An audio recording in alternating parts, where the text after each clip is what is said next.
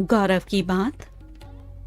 उन दिनों की बात है जब शंकराचार्य 8 साल की उम्र में आश्रम में रहकर विद्या अध्ययन कर रहे थे।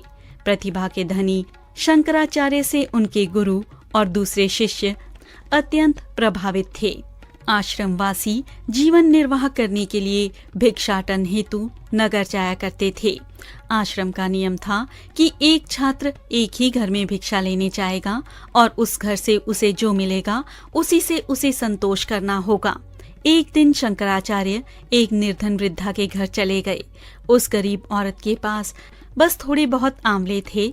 उसने वही आंवले शंकराचार्य को दिए। शंकराचार्य ने वे आंवले ले लिए।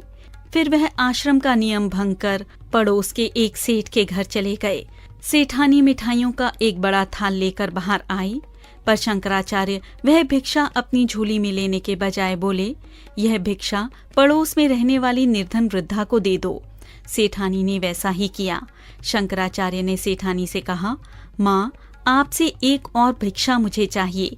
वह निर्धन वृद्धा जब तक जीवित रहे तब तक आप उसका भरण पोषण करें। क्या आप यह भिक्षा मुझे देंगी? सेठानी ने हामी भर दी। शंकराचार्य प्रसन्न मन आंवले लेकर आश्रम पहुंचे।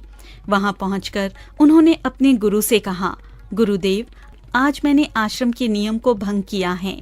मैं आज भिक्षा के लिए 2 घरों में चला गया। मुझसे अपराध हुआ है, कृपया मुझे दंड दें। इस पर गुरु बोले, शंकराचार्य, हमें सब कुछ पता चल चुका है।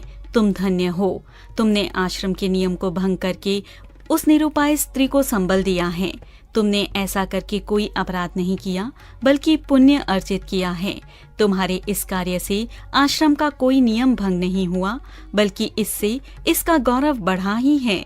तुम एक दिन निश्चय ही एक महान व्यक्ति बनोगे।